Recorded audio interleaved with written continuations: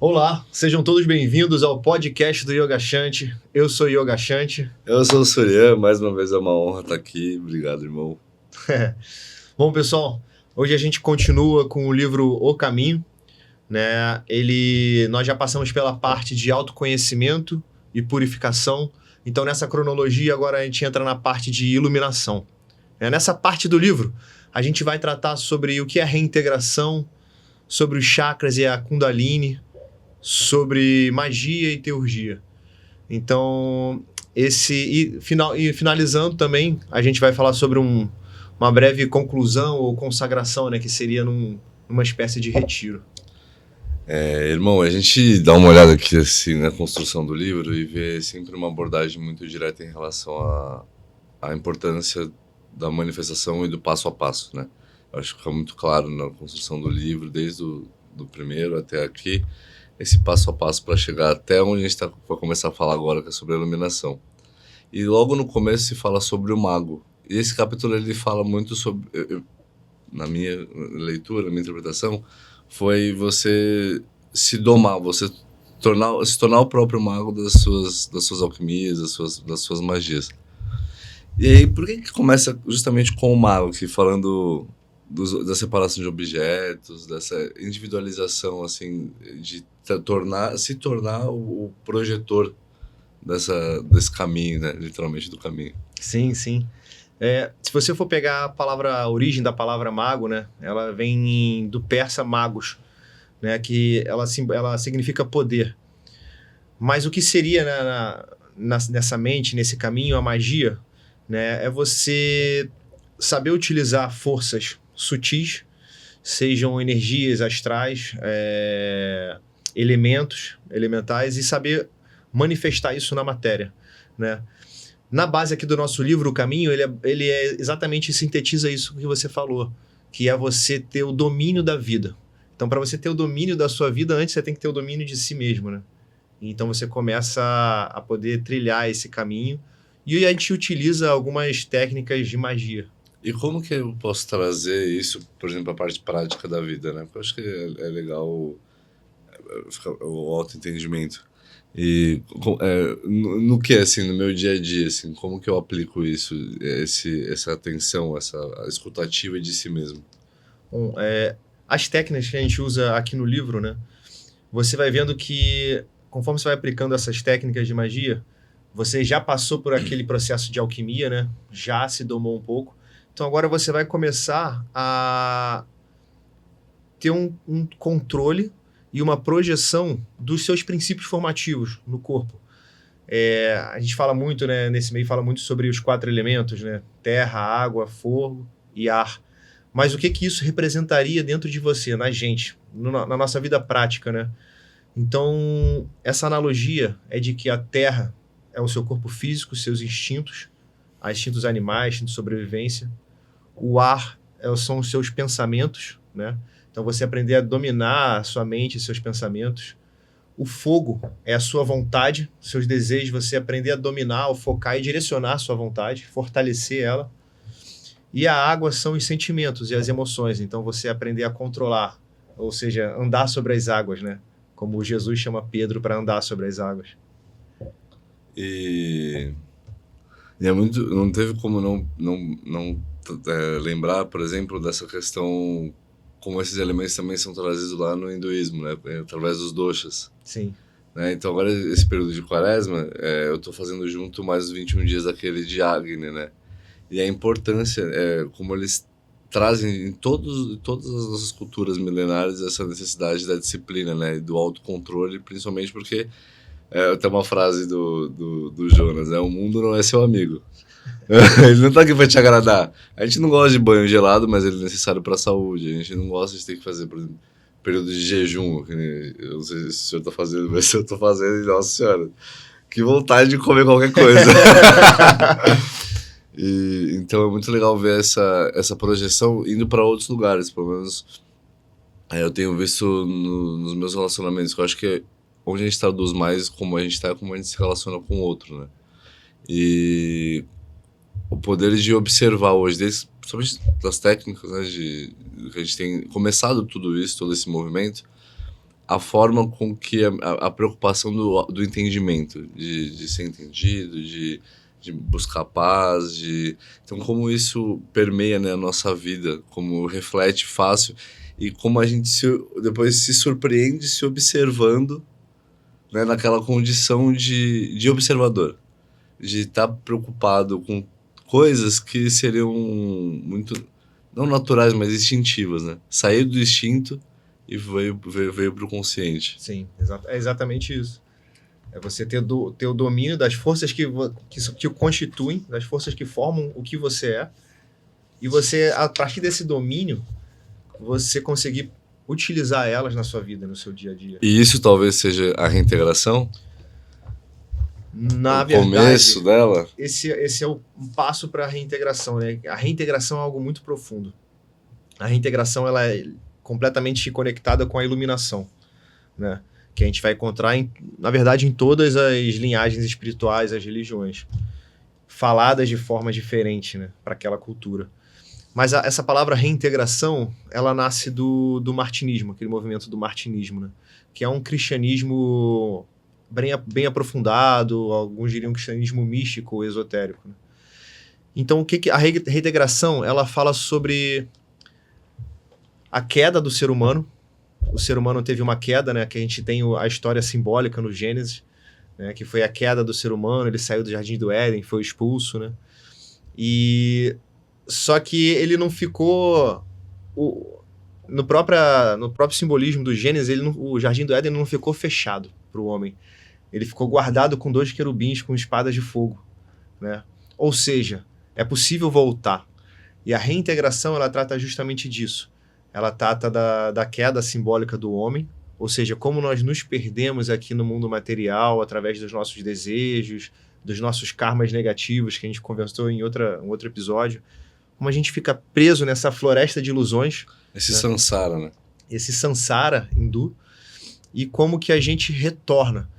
E esse caminho de retorno, o final dele é a reintegração, né? Como aquela parábola de Jesus, do filho pródigo, que retorna à casa do pai. E a gente sai do Éden a partir do momento que é o sentimento que me dá é quando a gente deixa de Deus, quando Deus deixa de ser uma unidade, quando nós deixamos de ser uma unidade com Deus. Exatamente. Né? Quando porque nós do que nos separamos, né? O símbolo da mordida da maçã, nós escolhemos deixar de enxergar Deus em nós, né? da igualdade, da integralidade. Sim, você vê, é muito simbólico ali o Gênesis. Ele tem tanta coisa profunda, simbólica, você vê como é que a gente saiu do paraíso, né? Então você tinha 2 árvores principais, a árvore da vida, né, e a árvore do fruto do conhecimento do bem e do mal, né? E quando a gente prova desse fruto do conhecimento do bem e do mal, que era a árvore proibida, que a gente é expulso do Éden, né? E você vê que é exatamente o que você falou. Você perde aquele contato com Deus. Então antes, o ser humano se via em uma unidade. Então olha o simbolismo de quando Adão e Eva, eles cobrem suas partes, suas vergonhas de Deus, ou seja, eles estavam unidos a Deus, não existia nenhuma separação, nenhum julgamento, e de repente eles começam a se esconder, começam a se separar de Deus. Olha que simbologia bonita, né? Muito. E você tem a simbologia da árvore do conhecimento do bem e do mal, que é justamente os sentidos. E você conhece bem a parte hinduísta, né? Que eles sempre falam, você não pode ser apegado ao que eu gosto e ao que eu não gosto, o bem e o mal. Então você se apega a uma coisa e repudia a outra, ao invés do caminho do meio, né? Então você começa a se perder nos sentidos, nos prazeres dos sentidos. E traz até uma questão que a gente conversou do corpo energético, né? Ligado justamente ao nosso corpo físico, porque a partir do momento que a gente tem essas sensações, a gente está cada vez mais deixando o nosso Atman, a nossa alma, e indo caminhando mais para o corpo físico, né? Então, literalmente, a gente saindo da parte de unidade de alma e caminhando em direção a uma coisa mais física, mais terrena. Exatamente. E o que me iluminou muito agora foi essa questão da árvore da vida, né? A gente poderia ter escolhido a vida. Escolher a vida é escolher o caminho é escolher ele, né? E olha o simbolismo maravilhoso da árvore da vida, que é um assunto que a gente vai entrar, é a Kundalini. A árvore da vida é a coluna com os seus chakras, onde você, se elevando ali, você alcança a vida eterna. E tem tantas lendas, né, da busca pela árvore da vida, a fonte da vida, né, que traz a vida eterna, né? Essa vida eterna, na verdade, é a união, é a reintegração. E quais são as ramificações dessa árvore quando a gente fala de Kundalini? Bom, a árvore da vida, né, ela é um tronco central onde a seiva sobe para gerar os frutos, né? Então a gente tem esse simbolismo na nossa coluna. E a gente começa a entrar no tema da Kundalini. O que é? Né? O ser humano, ele tem uma coluna central, né? Não é à toa que a maçonaria, alguns ritos usam 33 graus, porque são 33 vértebras, né, na coluna do templo do homem. E ali, no corpo humano, né, na fisiologia astral, nós temos 7 chakras principais. Porque no corpo nós temos mais de 100 chakras menores, né, onde tem fluxo de energia. Seriam as nossas ramificações, né? Porque alimentam e expandem até para o nosso trabalho. Quando a gente fala de cura, a gente fala de reiki, a gente fala de trabalhar o corpo energético, né? Exatamente. E o que é um chakra, né? Falando de todos eles. O chakra é como se fosse uma usina de recepção e distribuição de energia. Então ele recebe energia, da onde ela vier, do cosmos, da atmosfera de uma outra pessoa, ele absorve e redistribui no seu corpo ou redireciona para fora no reiki, né?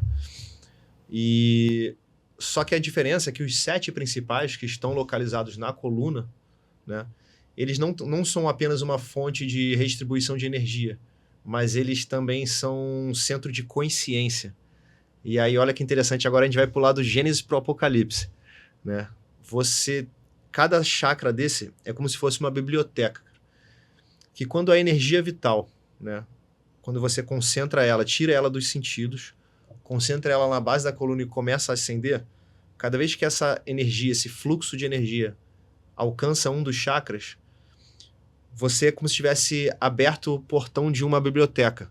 E todo aquele conhecimento é passado para você de forma espontânea, instantânea e direta. Ou seja, não é mais como se você estivesse lendo um livro e retendo aquele conhecimento na memória. Você se torna aquele conhecimento. É sensorial, né? É sensorial, intuitivo. De dentro para fora também, né? Uma sensação muito forte de expansão e que você não consegue enxergar outra coisa naquele momento, né? Aí fica muito nítido, fica uma coisa muito... Ó.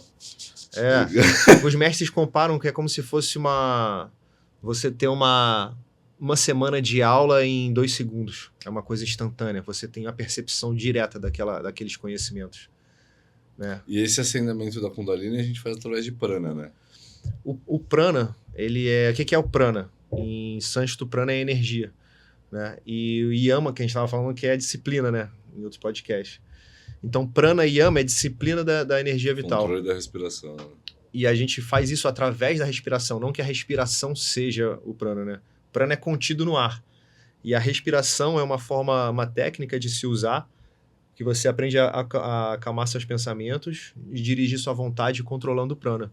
Então você, através do pranayama, desses exercícios, você vai conseguir se conectar com essa energia e conduzi-la dentro do seu próprio corpo, fazendo ela ascender, né, pela Kundalini. Eu lembro no livro anterior, a gente fala da meditação que desce a energia pela base da coluna e sobe, que é Indala e Ida Pingala.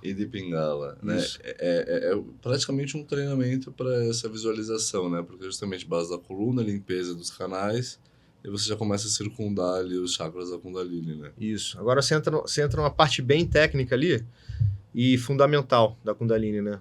Até o Yogananda traz muito isso. A fisiologia astral da coluna, você tem o Sushumna, que é o nome dessa coluna astral, né, que ela é localizada onde é a nossa medula espinhal. Fisicamente é a medula espinhal, no plano astral é a Sushumna, que é onde vai passar essa energia, desde o cóccix até o cérebro. Né? E em volta dele, você tem dois canais, né, de energia, que são chamados de nadis, em sânscrito, onde uma tem a polaridade positiva da energia vital e outra polaridade negativa. E eles vão serpentear toda a coluna e eles se encontram justamente nos locais onde são os 7 chakras. Então eles fazem 7 encontros aqui e vão desde o cóccix também até o cérebro. Esses são os nadis. E toda a questão de despertar a Kundalini, através do pranayama, o pranayama que você falou, subindo e descendo, é subindo por uma, descendo para o outro, até que você consegue neutralizar a energia delas, positiva e negativa, no cóccix.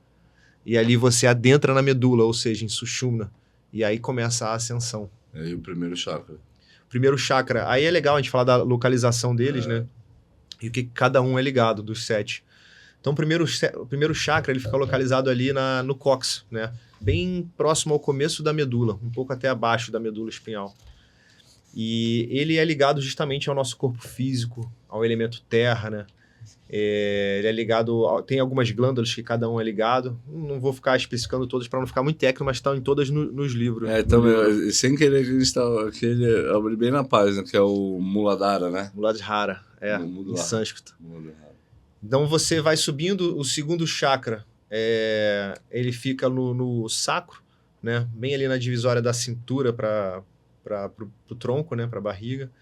Ele é ligado mais ao elemento água, né? Ele é mais ligado aos fluidos corporais, sangue, linfa, esperma, então toda aquela parte líquida, né, do corpo, e que traz toda aquela força. O terceiro chakra ele já fica aqui na altura do umbigo, dois dedos acima mais ou menos do umbigo. O terceiro chakra ele é ligado ao elemento fogo, né? E ele traz aquela relação de quem sou eu aqui no mundo, né?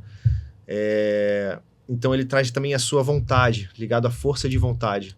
Uma busca de propósito. Uma busca de propósito, né? Ele é o Arjuna do Bhagavad Gita, que ele é a vontade que vai fazer as coisas. Você subindo, você tem o quarto chakra, né? Na medula ainda, aqui na altura mais ou menos do coração. E ele é ligado ao elemento ar, né? Ligado aos pulmões. E ele que vai trazer, quando dizem os mestres, né? Explicando como foi com a própria experiência deles, né? E todos eles concordam, né? Nessa progressão.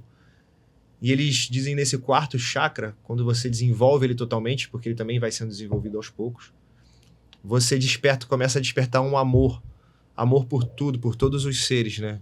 Um amor cada vez maior. Eu acho que válido também a gente falar, principalmente pela ordem, né? Até antes da gente chegar no próximo, que eu acho muito bonita a ordem em que entra esse quinto. Que primeiro, o primeiro chakra ele tem muita referência à parte sexual, né? Sim. Que é hoje o foco da humanidade. Vou falar a real. Tipo, hoje... Primeiro e um pouco do segundo. O controle, né? Principalmente humano, que a gente uma vez comentou sobre pornografia, sobre uma série dessas coisas que a gente comentou sobre a perda da magia. E como esse primeiro chakra ele é uma porta de entrada e também uma porta de saída, né? Ele também pode ser uma porta fechada, trancada de expulsão. Uhum. Porque... E literalmente parece que os 3 primeiros são coisas ligadas ao físico. São. As nossas coisas terrenas, né? E aí eu acho muito bonita a simbologia de que a gente tem que superar os desafios nossos terrenos para chegar no amor. É verdade. Né? Então eu acho muito, muito legal. E literalmente não tem como fazer isso sem disciplina e autocontrole, porque o nosso corpo pede todas essas coisas dos 3 primeiros chakras, quase como uma necessidade. E não tem como a gente fazer... Não tem como, é inevitável. Tem que ser muito iluminado para fazer o que você quer e isso chegar. Né? Eu acho muito, muito, muito massa a construção. E também, há pouco tempo eu estava dando uma olhada por conta do quarto livro, dessa vínculo de cores representam cada chakra em relação ao arco-íris, ao tal. E aí eu vi os elementos católicos, né, em relação aos arcanjos, que cada frequência, cada vibração, cada cor daquela também faz referência a um tipo de arcanjo, né? Como que a gente pode trabalhar isso, né, de uma forma mística e sagrada e em qualquer ambiente. Você consegue conversar isso com qualquer tipo de público, qualquer tipo de religião, qualquer tipo de fé. Sim.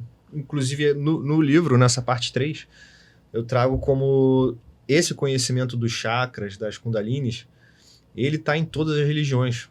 E eu vou mostrar ali até religiões antigas que já assumiram, desde Maia, Azteca, os egípcios, mesmo nas atuais, né? No Sufi, no cristianismo, no judaísmo, todos eles você vai ter menções simbólicas a Kundalini e os 7 chakras. Só que é porque pouca gente conhece e entende isso que a gente está trazendo aqui agora, né? Mas quando você conhece, quando você entende essa fisiologia, entende como funciona, você começa a perceber em todas as religiões, quando eles falam os 7 céus, as moradas, a serpente que foi elevada no deserto. Então você começa a entender todo o simbolismo que estava sendo trazido em todas as religiões. É muito bonito ver como as coisas que são ligadas à ascensão da humanidade para Deus são pontos comuns em todas as religiões. Sim. A sensação é transcrita porque é uma coisa única, uma coisa muito humana, muito nossa, né? E o poder, a gente estava até comentando no outro episódio, o privilégio de poder viver essa vida, de poder viver essa sensação terrena e mundana, né? De que é só aqui, que essa experiência de ascensão a Deus só vai ser aqui, em outro plano, em outra situação vai ser diferente. Ou às vezes a gente nem vai precisar, porque a gente já vai ter chegado lá, né, com isso, ou às vezes vai regredir. Então, toda a experiência sendo muito única e muito válida. E aí eu interrompi o senhor, você estava falando estava indo pro quinto chakra. Pro quinto chakra. Sim, o quinto chakra, ele é localizado, ele é até fácil de achar. Sabe esse ossinho protuberante aqui, onde você termina o tórax e começa o pescoço, né? Ele é localizado bem aqui, só que dentro da medula, né? É o quinto chakra. Ele é ligado já a um elemento mais sutil, né? Que é chamado de éter. É como se fosse ali o véu entre o mundo material e o mundo astral. Nossa, né? Famosa Maia. A teia de Maia. E então ele é ligado a isso, e ele é ligado aqui a gente a garganta, a voz, né? Então, os mestres, quando a Kundalini desperta totalmente esse chakra, né? Porque, mais uma vez, quando eles despertam é espontâneo, eles despertam e eles vão como se fossem sendo preenchidos, né? Ali por um líquido, como se fosse uma taça que vai sendo preenchida, né? Então, quando ele está totalmente preenchido, você vai adquirindo um poder de voz, de colocar energia na sua palavra, no seu verbo, né? Então, e ele também é ligado ao que eles dizem de uma grande paz. Então, aqui você sentiu um amor, né, por todos os seres, e aqui você começa a sentir uma paz inabalável, uma paz profunda, como dizem os Rosa Cruzes, né? Eu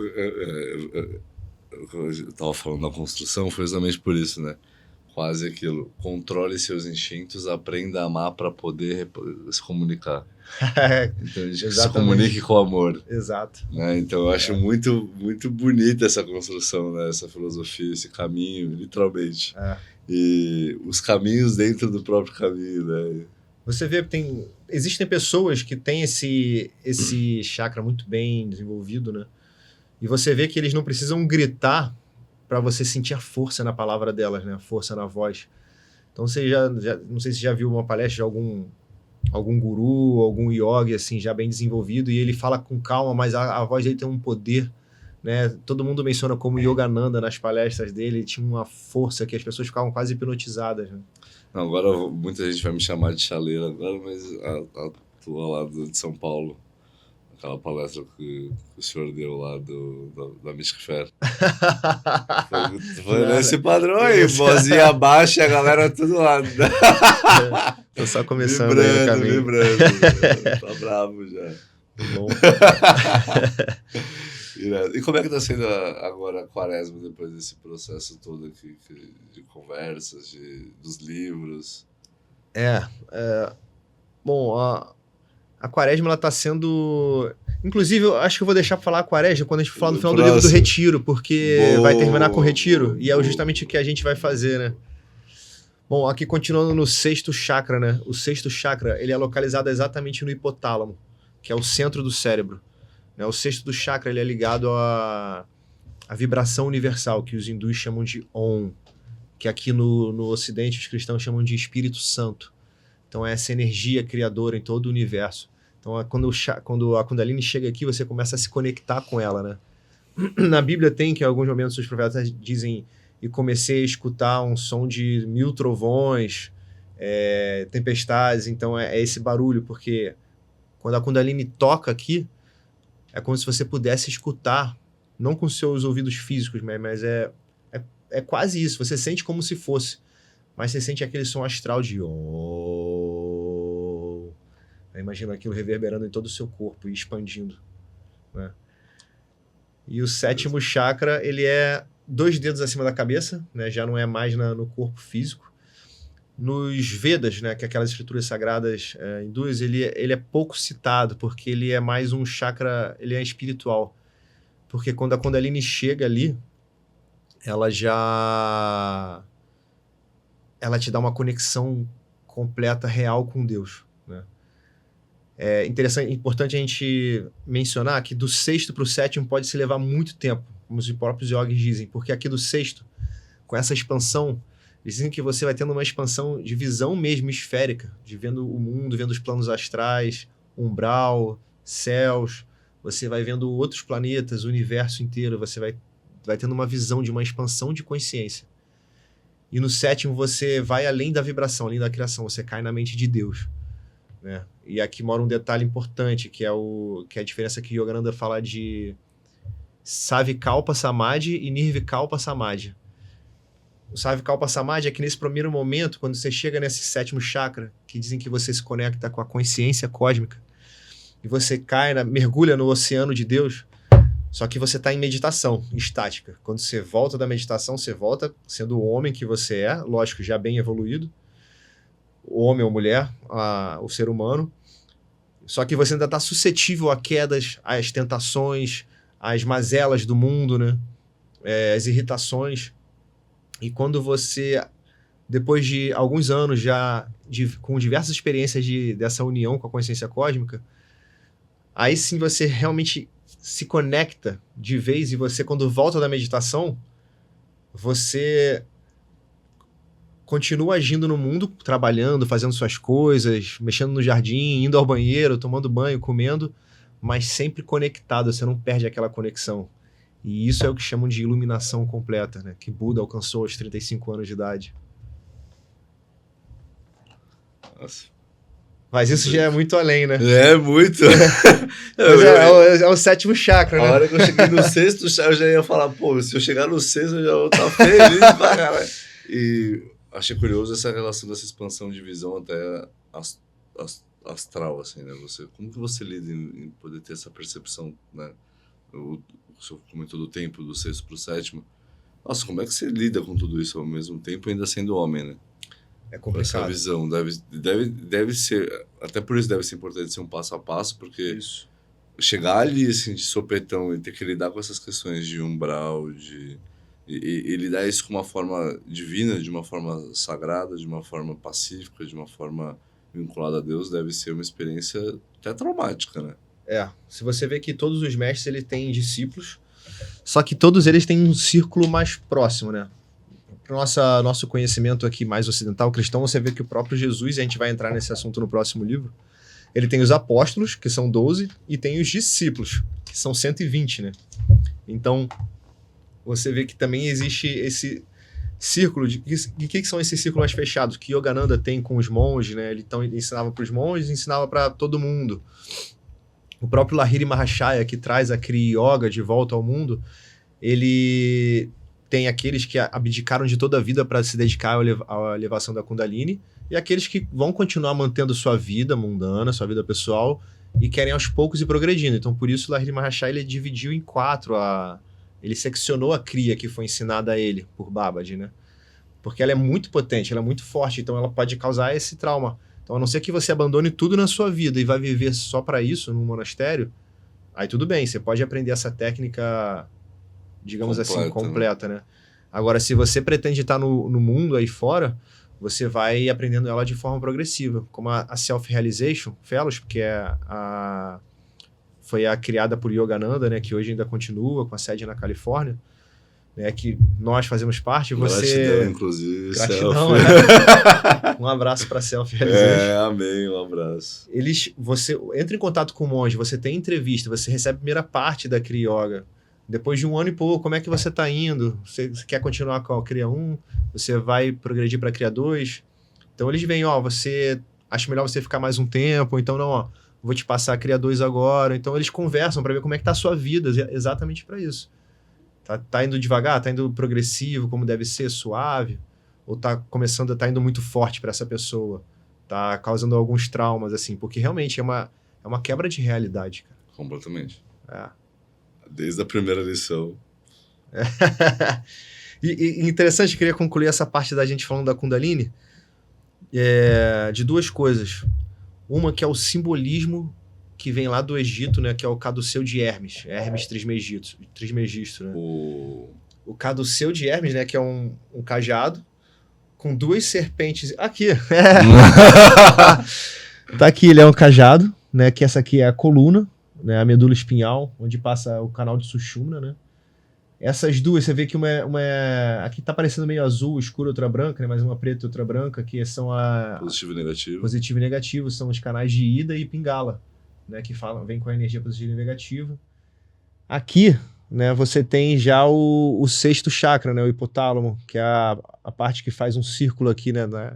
No final da medula espinhal. E aí você tem que as asas, que é quando você começa a voar.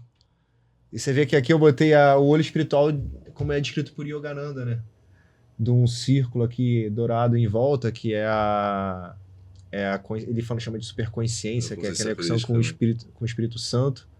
A esfera azul, que já é essa conexão com a consciência crística. E a estrela branca, que é a conexão com a consciência cósmica, que já é você chegando no sétimo chakra. Então, o caduceu de Hermes não tem isso, né? Uhum. O caduceu de Hermes vai até as asas, que é quando você começa a alçar voo com a sua consciência, expandir a consciência. O simbolismo tá tudo na nossa frente, né? A gente tem que aprender a ler, né? É exatamente isso que traz no livro. Quando você entende o que é a Kundalini, qual é a fisiologia, como ela funciona, o que ela desperta, você começa a abrir seus olhos e fala, porra, isso aqui tem na Torá, pô, isso aqui tem no Alcorão, isso aqui tem na Bíblia. E você começa nossa. E aí a gente volta para o Apocalipse, que eu tava falando, né? Você tem no Apocalipse o livro, que é um pergaminho enrolado, selado com 7 selos. Quem é digno de abrir os 7 selos? Ou seja, pergaminho enrolado, a coluna, né, a medula espinhal, selado com 7 selos, os 7 chakras. E quem vai abrir os selos? A Kundalini, que vai subindo e vai abrindo os selos e vai abrindo os livros escritos por dentro e por fora. Ou seja, em todo o chakra, cada chakra tem todo aquele conhecimento que eu falei, aquela biblioteca. Então você vê esse simbolismo em tudo, inclusive no Apocalipse, né? E muito legal estar no Apocalipse, né? Inclusive o Apocalipse eu trato no quarto livro, né? Porque, na verdade, ele não é...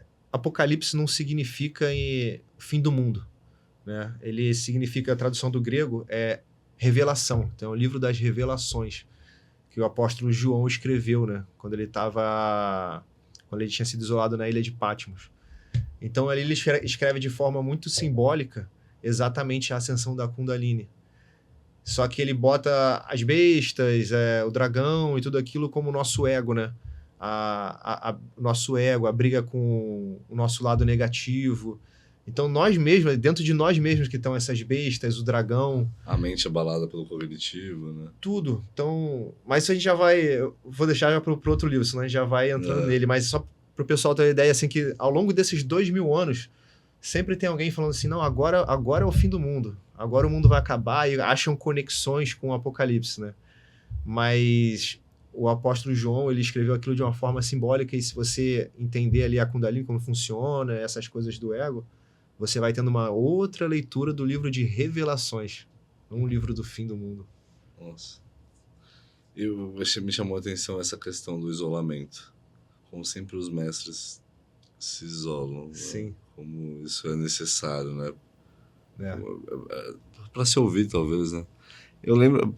A gente já falou da Kriya Yoga agora, e aí eu fiquei... Não queria deixar da gente falar... Aonde que entra o Tantra aí? Tá, é legal. Ele justamente está ligado a técnicas de elevar a Kundalini. E aqui o Tantra é uma coisa muito legal da gente conversar e esclarecer, porque existe o famoso Tantra da mão direita e o Tantra da mão esquerda. Para tirar aquela visão... Isso. Bagunçada do Tantra. Hoje você fala Tantra aqui no Ocidente, já pensa logo no sexo, uma massagem. Então não é bem isso. Aí, na verdade, foi uma construção moderna, começou na Alemanha, dessa questão de sexo tântrico, massagem tântrica, né? E veio se desenvolvendo por aqui. Mas o Tantra, ele tem uma origem budista, tá? O budismo, ele surge dentro do hinduísmo, então você já tem toda aquela história da Kundalini, já conhece as nadis, Sushumna. Então o Tantra, ele nasce dentro do budismo, que é de dentro dessa cultura, né? E o Tantra, ele vai te ensinar justamente a você utilizar essas polaridades dos nadis de Ida e Pingala, positivo e negativo, a você unir essas duas polaridades dentro do seu próprio corpo, cada ser humano, seja homem ou mulher, dentro do seu próprio corpo, unir essas polaridades e despertar a Kundalini na medula, no Sushumna, que é o central, que está no meio do Ida e Pingala. Então, ele fala dessa união, como você tem que unir o positivo e o negativo dentro dessa fisiologia e despertar a Kundalini. Então, é uma coisa feita em meditação, isoladamente, sozinho. Só que isso é o Tantra ficou conhecido agora como Tantra da mão direita. E o Tantra da mão esquerda, ele já é uma outra forma de enxergar isso, né? Alguns monges budistas lá atrás, né, não muito satisfeitos com as regras de abstinência, né, que a gente está fazendo na quaresma agora, mas eles começavam a entender que, como Deus está em tudo, essa é a teoria deles, né? Se Deus está em tudo, então Deus está em mim, Deus está em tudo que eu faço, então nada do que eu faço é profano. Essa foi a ideia que surgiu deles, contanto que eu não fique apegado ou viciado em alguma coisa. Então eles começam a trazer que o Tantra não deve ser só interno, mas também externo nas cerimônias. Então eles vêm com a ideia do Maituna. Maituna é aquela posição onde o homem está sentado, né, com o falo ereto, e a mulher vem, senta por cima, eles dois de pernas cruzadas, assim, abraçados. E eles entendem que ali você vai estar despertando essa energia, né, essa Kundalini. Então, através de ato sexual, mas é um ato sexual... consciente. Iniciático, Focado digamos assim, também, né? Uma né? cerimônia sexual, não um ato sexual, seria uma cerimônia, né? E esse foi o Tantra da mão esquerda, porque a cerimônia começa com a mulher sentada, dando a mão para a mão esquerda do homem, um do lado a lado, começa a cerimônia assim, né? Então, daí veio o Tantra da mão esquerda e Tantra da mão direita, né? E não querendo entrar em julgamentos nem nada, mas você vê os mestres, né, o escrito dos mestres, inclusive dos mestres de Blavatsky, né, da teosofia, eles eram tantristas, da mão direita. E eles falam para se tomar muito cuidado com esse caminho da mão esquerda, porque ele é facilmente desvirtuado, né? Ele parece ser um lembrete de tornar místico e consciente uma relação com o nosso corpo físico, né? Tentar trazer o divino pelas experiências que a gente só pode ter nesse mundo, porque esse mundo também é uma coisa de Deus. Exato. E viver a experiência de uma forma talvez mais responsável, talvez organize um pouco mais a bagunça das nossas vontades e desejos. É interessante, existiram vertentes, né, como de Samuel a1, alguma coisa, Samael, e ele traz essa vertente, né, só que Yogananda ele traz um alerta, né, qual é o alerta que Yogananda traz? E ele fazia isso na prática, na frente dos discípulos dele. Ele falava o seguinte: o despertar da Kundalini, você usa toda a energia, toda a sua energia dos seus sentidos, dos seus músculos, dos seus órgãos, todas elas vêm para a base da coluna e ascendem pela medula. Então, e a verdadeira ascensão da Kundalini, trazendo todo esse despertar da sua forma mais completa, inclusive o batimento cardíaco ele era praticamente nulo e a respiração ficava suspensa.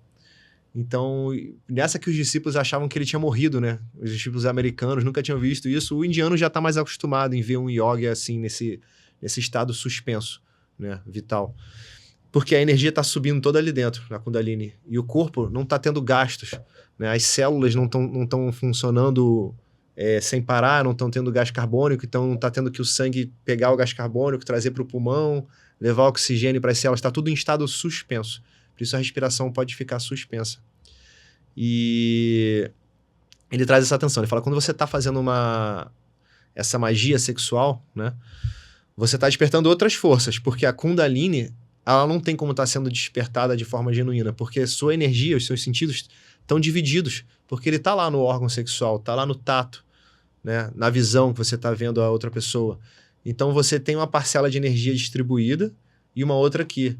E ele diz que o despertar genuíno da Kundalini, não existe nada aqui, tá tudo na Kundalini. Por isso ele tem que ser a pessoa sozinha em meditação. No eu, né? A gente estava falando do eu sou. Eu trouxe o Tantra justamente por isso, porque o Tantra realmente ele é uma ferramenta que eu acho que ele é muito útil, principalmente no nosso mundo de hoje, porque eu acho que ele transpassa um pouco a parte. Vou fazer uma massagem. Não, eu acho que quando tem alguém que sabe manipular essa energia e vai trabalhar essa energia passando de um ser humano para outro, para trazer talvez a sensação de paz, de plenitude e de consciência de que existe algo além do teu corpo físico, eu acho super válido também. Eu acho que ela é uma ferramenta como todas as outras que a gente traz aqui, muito, muito válida, e que, como muita coisa no Ocidente, se foi mal interpretada, né? Então, eu conheço pessoas que fazem um trabalho com Tantra incríveis, assim, então é por isso que até por respeito a elas, eu quis trazer essa parte. Sim, você desperta essa energia, né? O que o Yogananda fala, você desperta outras energias, não a Kundalini, mas sim, se for feita de uma forma consciente, de uma forma que você tem alguém profissional ou um guia espiritual te guiando naquela forma, sim, você vai conseguir despertar outros tipos de energia que vão ser bons para o seu corpo físico, como a gente falou da Hatha Yoga, né?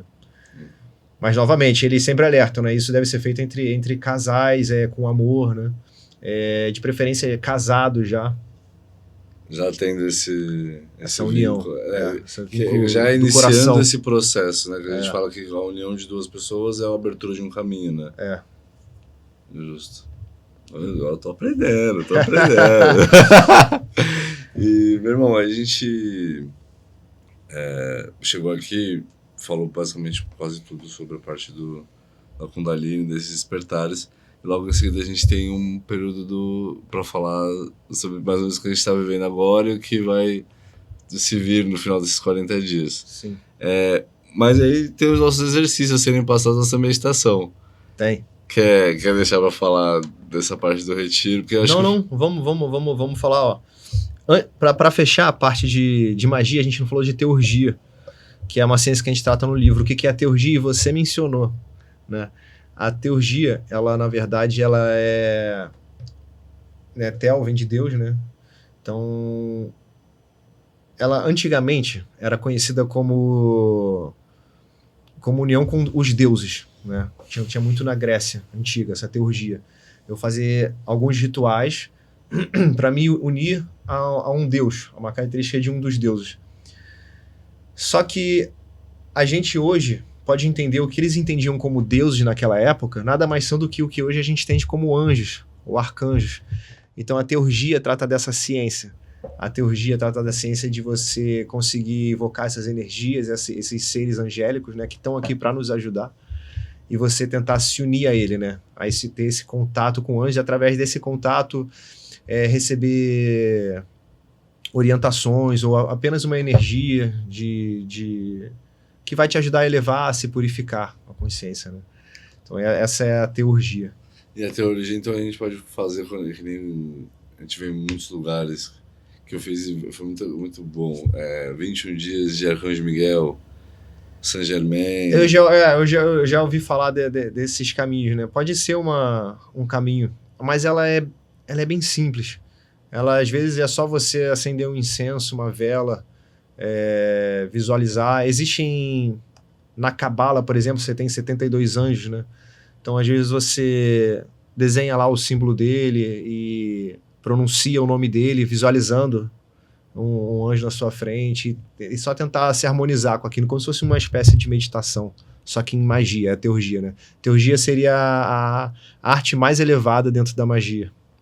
ela traz uma referência, né, só por essa questão de visualizar, projetar e entrar nessa vibração, ela traz uma coisa muito que no livro está bem colocado, principalmente naquela parte que a gente trouxe das transformações e símbolos. Eu não quero dar spoiler do livro, mas em que a gente faz os movimentos com as mãos, trazendo a simbologia, Sim, a gente fala no segundo livro, né? Nesse tem também. E aí da teologia, então, é praticamente a personificação dessas visões e desses ícones. Só que você não só visualiza, você visualiza se unindo a ele. Você se tornando um anjo, alguma coisa do tipo, e tenta trazer aquilo para você, né? Absorver aquilo para você. E quando a gente fala de absorver e se tornar isso, eu acho bem legal a gente falar pra galera que é tentar sentir. Porque a sensação é isso. A conexão, né? Então você tentar buscar entrar na mesma vibração. Então uma coisa que um dos mestres que eu tenho na minha vida, porque hoje eu aprendi que todo mundo que passa pela nossa vida são professores, né? Ele falou, o sentimento, quando a gente sente. Não dá pra mentir o que a gente sente, né? Então... E mais uma vez, visualização não é só imaginar. Visualização é imaginar e sentir também. Isso é visualização. Mas você tem razão. Agora a gente entra na parte final do livro, que eu trago uma ideia da pessoa fazer uma consagração de todo o caminho que ela percorreu. Então a ideia é, se for possível, a pessoa fazer um retiro de alguns poucos dias, né? Eu trago ali uma ideia de como fazer, né? Ele é bem ligado à época da Páscoa. Por exemplo, eu vou fazer agora essa Páscoa, né? Para mim vai ser bem simbólico. Eu entrei na Quaresma, são os 40 dias. Né? Acabei de fazer 40 anos. Jesus, ele após a crucificação, né, passa simbolicamente 40 dias com os apóstolos, né? Não se sabe exatamente quanto tempo foi, mas o 40 é uma coisa muito simbólica que tem na Bíblia em vários momentos. Então, a gente está fazendo essa Quaresma agora, né? E vai combinar ali com a Páscoa, e na Páscoa eu vou fazer também esse retiro, né? Que é justamente a ideia. A ideia do retiro é você concluir todo esse caminho que você percorreu no livro, né? E você consagrar isso ao nascimento de um novo ser dentro de você, ou seja, uma nova versão sua.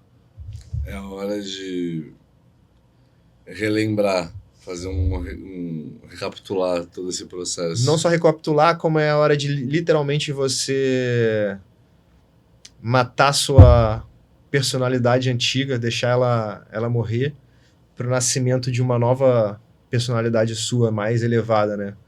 Você dominar... Resumidamente, seria você subjugar completamente o seu ego e viver em direção à luz, viver de uma forma mais espiritual. É como o Louis-Claude Saint-Martin chama de o homem espírito, né? E eu achei muito, muito bonita essa referência, por exemplo...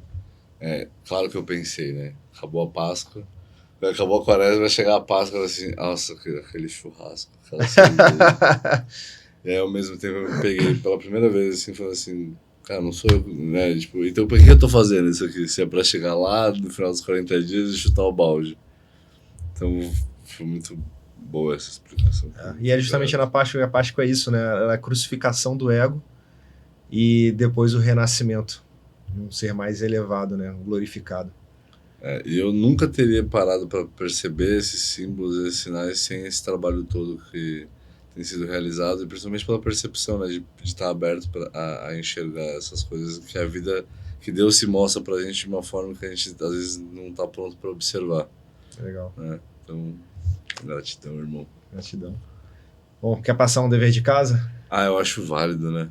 Sempre válido. Tem um aqui. E já que a gente está falando de Páscoa, de Quaresma, e a gente se colocando em potenciais desafios, né? Tem um aqui que acho que nunca é demais, que é o de proteção. Bem legal. Muito legal. Vou fazer o de proteção. Tá, você quer falar ou quer que eu leia aqui? Pode falar. Tá bom. Aqui no exercício de proteção... Olha o spoiler do livro, hein? Eu vou fazer bem de levinho aqui. De pé, a gente vai visualizar um campo de força em volta do teu corpo, no formato oval, preenchendo justamente como uma casca, né? Sendo completamente imerso nessa energia de conexão, de vibração, de reverberação, e manter essa visualização por um tempo, fortalecendo ela até transformar essa cor quase que branca e translúcida, transformando-a como na alquimia numa cor dourada.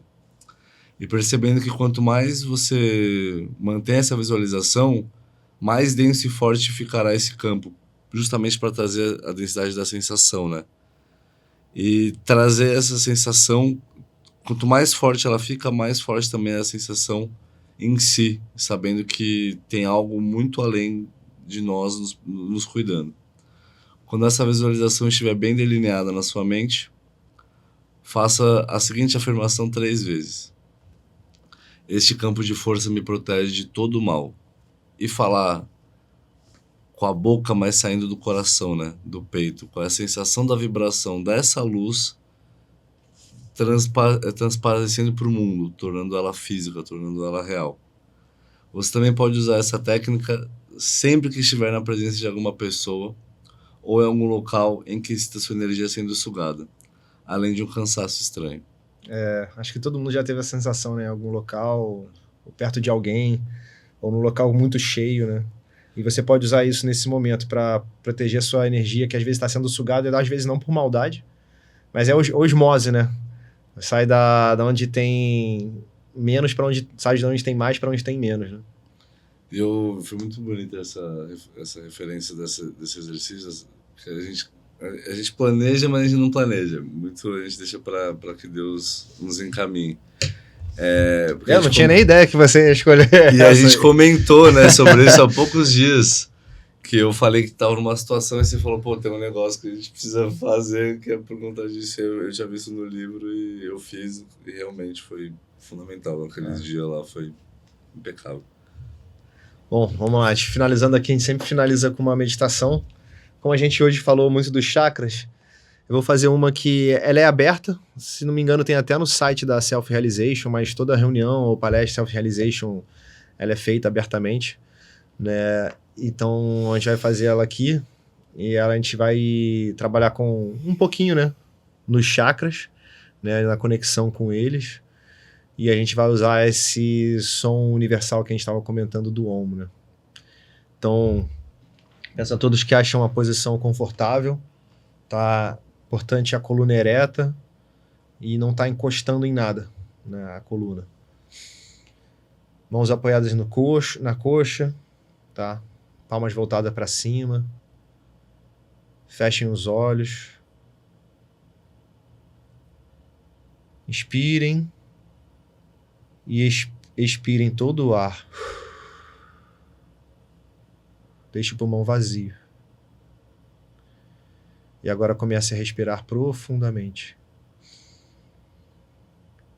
Faça 3 expirações profundas. Expira. Vai sentindo sua mente se acalmando, seu corpo se acalmando. Concentre-se na sua respiração, acalmando os pensamentos. Agora vamos caminhar pelos chakras, desde o primeiro. Concentre-se no seu cóccix, localizado na parte mais abaixo da coluna vertebral. Visualize ali uma esfera de energia branca vibrando. Inspire, retenha e ao exalar pronuncie.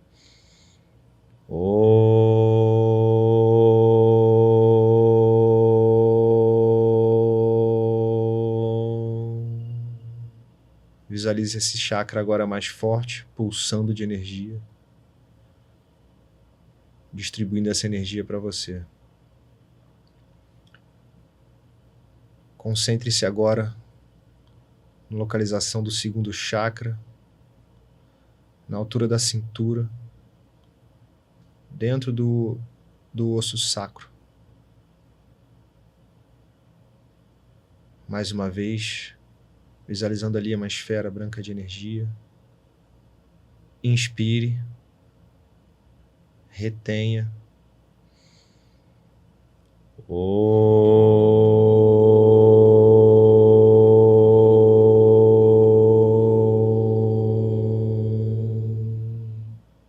Veja esse chakra pulsando de energia, irradiando energia para o seu corpo. Concentre-se agora no terceiro chakra, localizado na coluna, na altura do umbigo. Visualize ali uma pequena esfera de energia.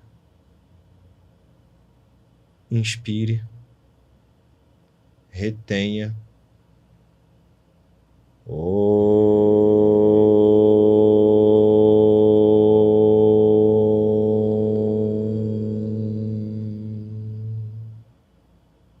Visualize esse chakra agora pulsando de energia, irradiando para os órgãos em volta.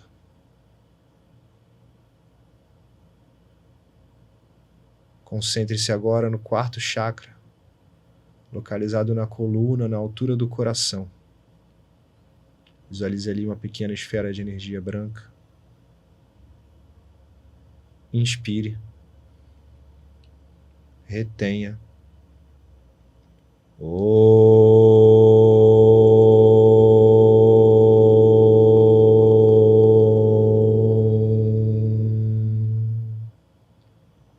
Visualize agora esse chakra pulsando de energia, irradiando para seu coração, seu corpo.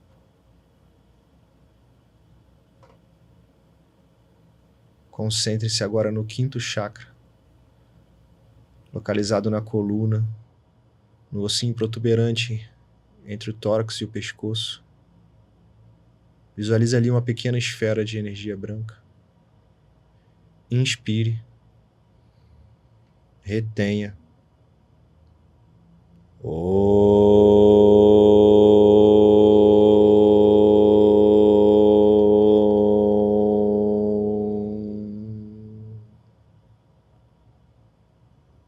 Visualize agora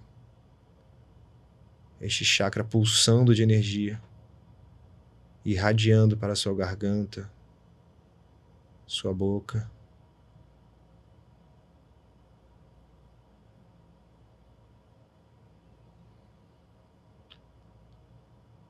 Concentre-se agora no sexto chakra, localizado no hipotálamo, bem no centro da cabeça, no meio do cérebro. Inspire. Retenha.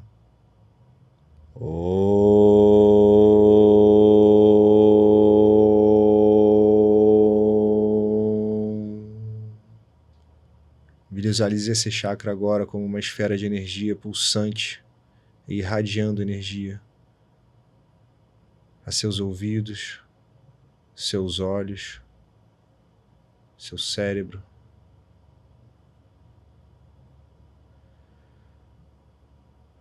Concentre-se agora num ponto no meio das sobrancelhas, o chamado terceiro olho, ou olho espiritual.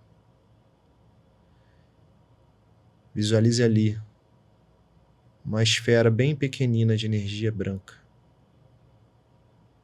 Inspire. Retenha.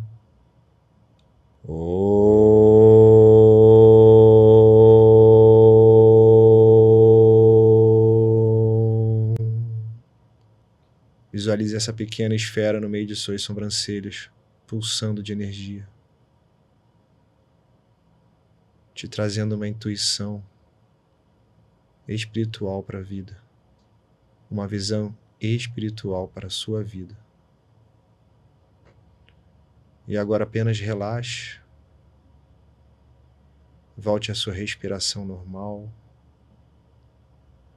sinta essa energia pulsando em toda a sua coluna, até o seu terceiro olho, e se irradiando para todo o seu corpo, todo o seu ser.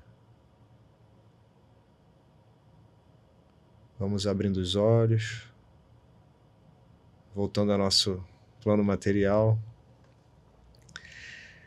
Espero que todos tenham gostado aí de mais um episódio desse. Maravilhoso, eu pelo menos estou amando fazer. Então... Essa técnica não chega no sétimo, porque o sétimo já é uma outra história. Não, não tô nem preparado para isso ainda. Bom, pessoal, muito obrigado a todos. Gratidão, galera. Boa quaresma e em breve boa Páscoa para nós. Isso aí.